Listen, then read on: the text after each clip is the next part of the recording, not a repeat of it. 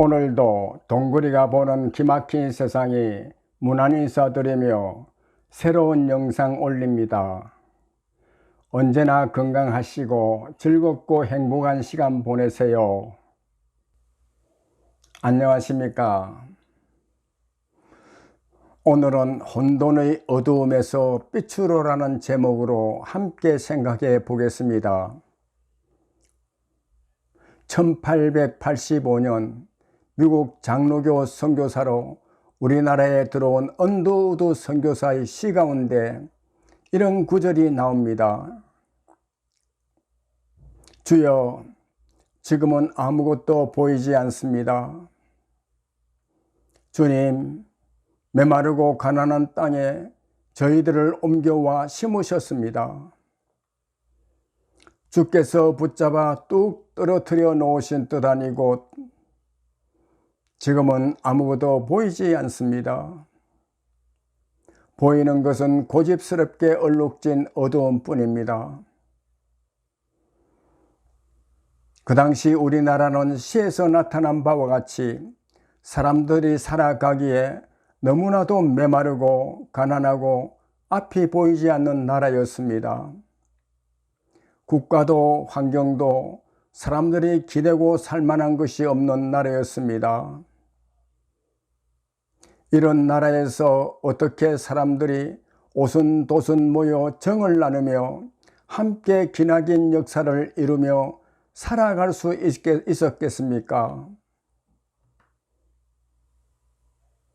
나는 펄벅여사의 글에서 그 이유를 찾았습니다. 펄벅여사는 대지란 소설로 1938년 노벨 문학상을 탄 분입니다. 여사가 1960년 우리나라 농촌 마을을 방문했을 때 감동받았던 이야기를 미국으로 돌아가 글로 남겼습니다. 펄벅 여사가 경주 부근의 농촌을 방문했는데 그 마을에서 황혼 무렵에 진기한 풍경을 보게 되었습니다. 한 농부가 소 달구지에 볕단을 싣고 가면서 자신도 지게에 볕단을 무겁게 진 채로 함께 가는 것이었습니다.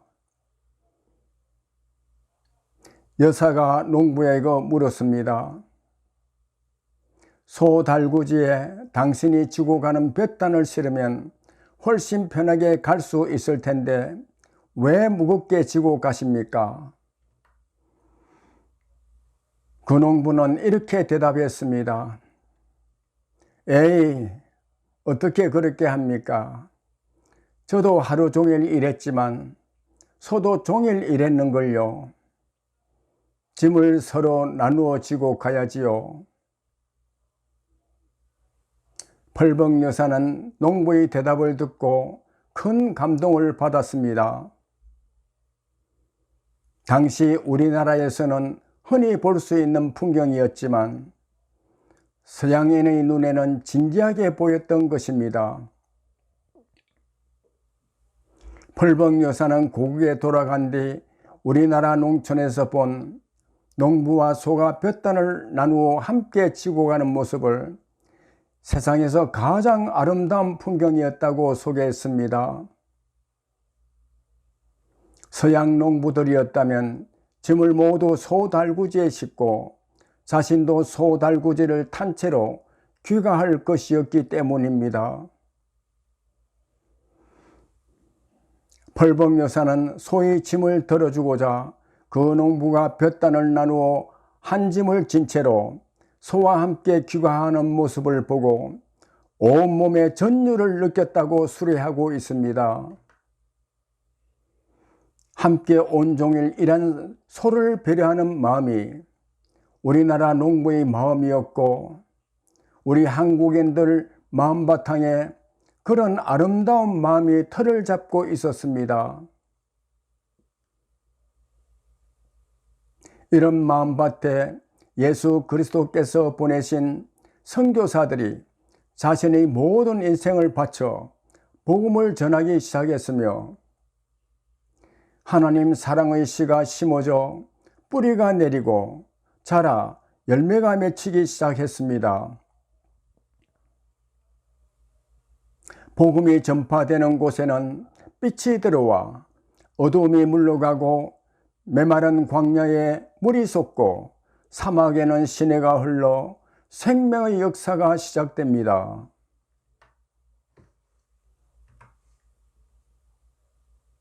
새로운 의술이 들어와 의료봉사가 펼쳐지고 학교가 세워져 까막눈이 열려 새로운 세상을 볼 수 있게 되었습니다.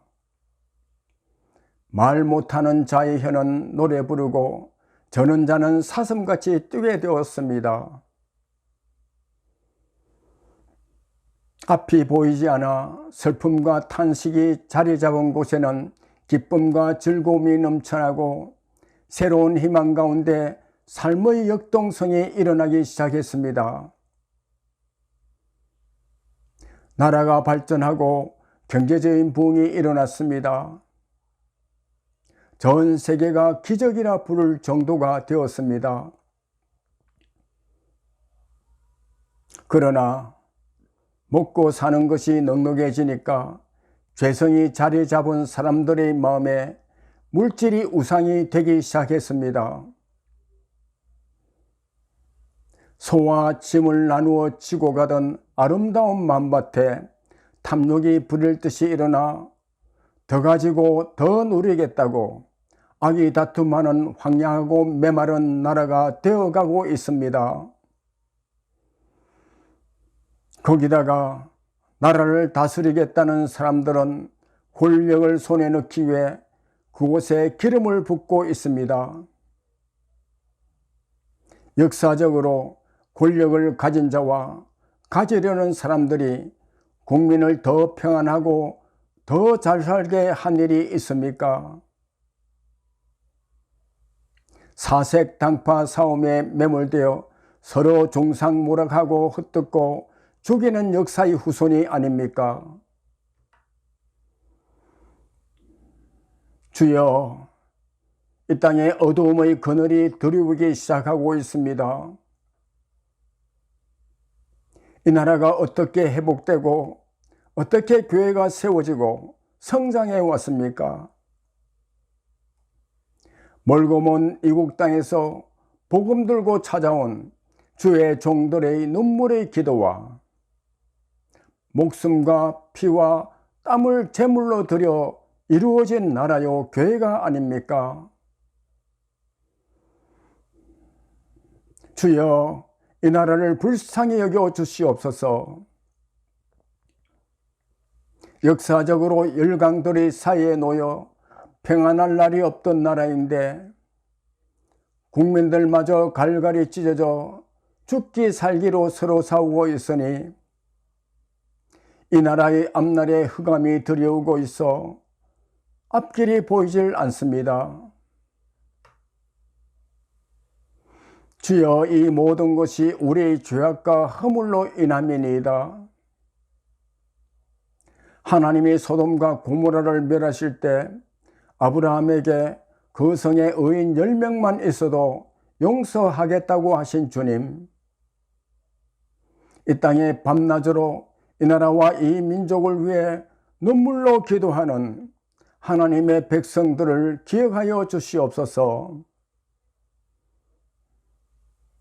주여, 새해에는 우리의 기도를 들어주시옵소서. 물이 바다를 덮음같이 용서와 사랑의 물결이 이 나라 이 민족 위에 임하고 소와 짐을 나누어 지고 가던 농부의 아름다운 마음을 회복할 수 있도록 도와주시옵소서.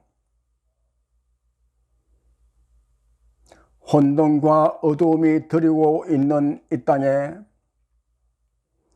하나님의 말씀이 임하여 역사하심으로 이 나라 이 민족이 빛으로 나아갈 수 있도록 은혜를 베풀어 주시옵소서.